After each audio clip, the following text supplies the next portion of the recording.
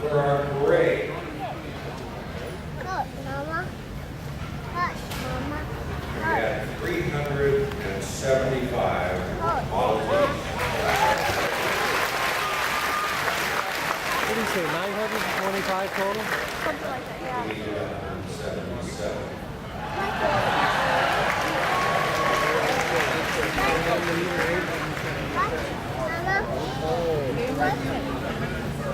All of you folks, there are 45 states represented.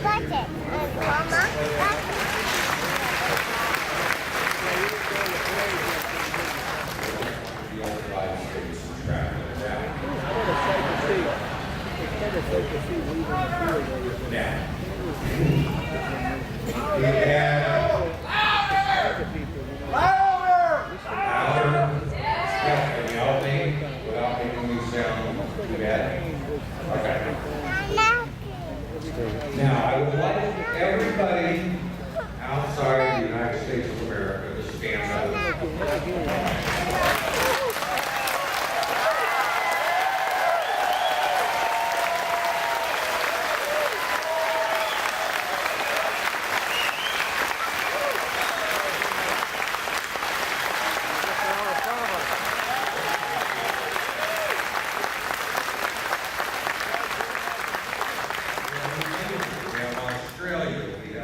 We have Germany, we have Brazil, Norway, Portugal, France, Canada.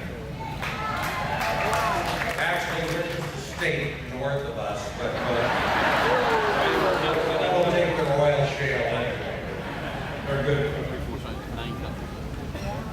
What about New Zealand? One of our favorite friends and members of our club isn't here tonight. And I have to explain that he was going to be live on Monday, which causes an MC to sweat a lot. So I'm going to show it to you now. Jeff, you ready?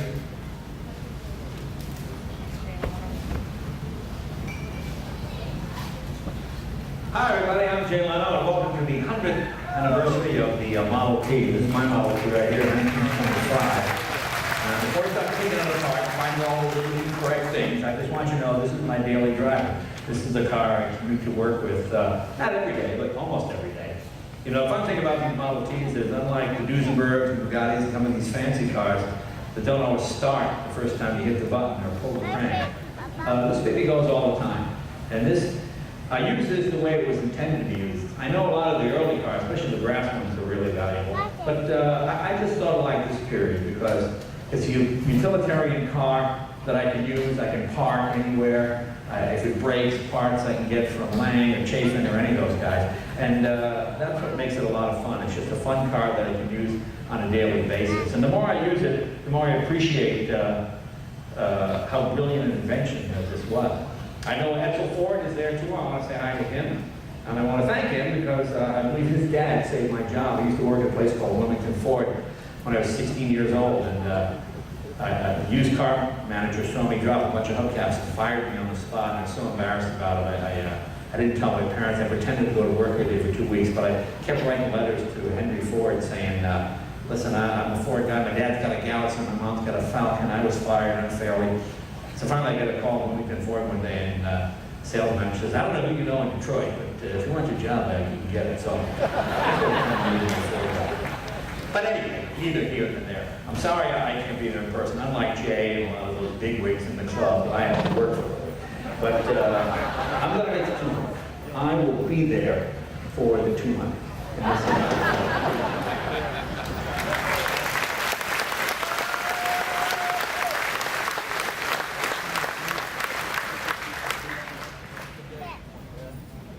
I guess one of the greatest perks I've had is I've become good friends with Jay Leno, and we kind of helped him get his Model T.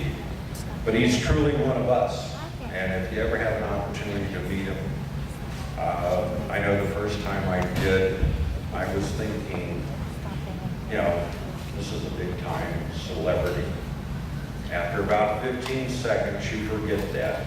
And we talked about cars. And what you see is what you get. He's truly one of us. I know he's sorry he can't be here. He's not as sorry as I am, because I would have had him up here doing this instead of me. And I know you're sorry as well.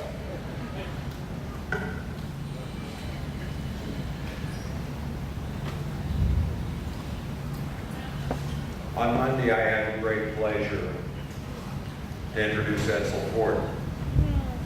I worked with the company for 15 years. I spent the last 7 years that I was with the company at Ford's World Headquarters. And Edsel was somebody I had great respect for. I did a couple of projects with him. I'm sure that I remembered him better than he remembered me. But nevertheless, he's a fabulous guy, an incredible work ethic. On Monday, he brought his son, Henry Ford III. Wow. He's 27 years old, I believe. He is he's been working for the company in a couple of different positions. And if you work for a company long enough, you kind of have an alumni group that kind of keeps you informed of what's going on in the company. And Henry Ford III, much like his dad, is very down to earth and basic. The people I know at Ford Motor Company have absolutely nothing but wonderful things to say for this young man. He's going to take a leave of absence, and he's going back to school to get his MBA. In the brief time that I had with him on Monday and tonight, I think you'll agree with me, the leadership of Ford Motor Company. I want to see somebody in the family running the company. And Henry, would you like to come up and say a few words?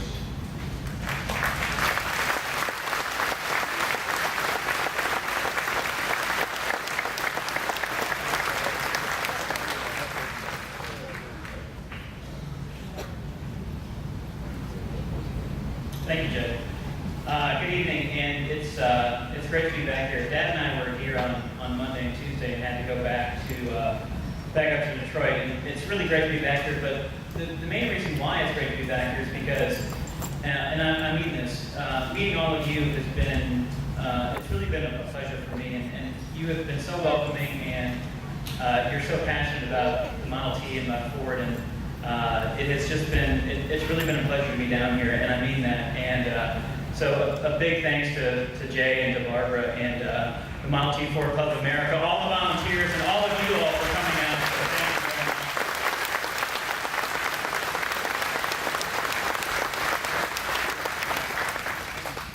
And I really am honored to have a chance to join you and your families once again to celebrate not only this incredible event that has drawn the attention of thousands worldwide, but to celebrate you, the extended Ford family, who have helped us achieve this milestone.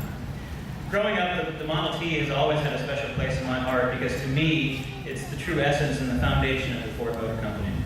This week, having the chance to hear from some of you about your vehicles and the journeys you embarked on to join us from all parts of the world, literally, for this once-in-a-lifetime event, really brought it home for me. And the Ford Model T has never been just a car. In many ways, it really is the car. And no matter the years or generations that pass by, no other vehicle has put its mark on the industry or the world like the Model T. And that vision that my great-grandfather Henry Ford instilled in the business a century ago jump-started Ford's legacy of innovation and showing our commitment to deliver smart, affordable transportation to the masses. Now just think, over 16 years of production and 15 million Model Ts later, you can imagine how many lives have been touched by the Tin Lizzie, and here in Richmond is just a snapshot of that. We're so pleased and proud this week and this year to celebrate not just the Model T, but the people who continue to make its legacy so meaningful.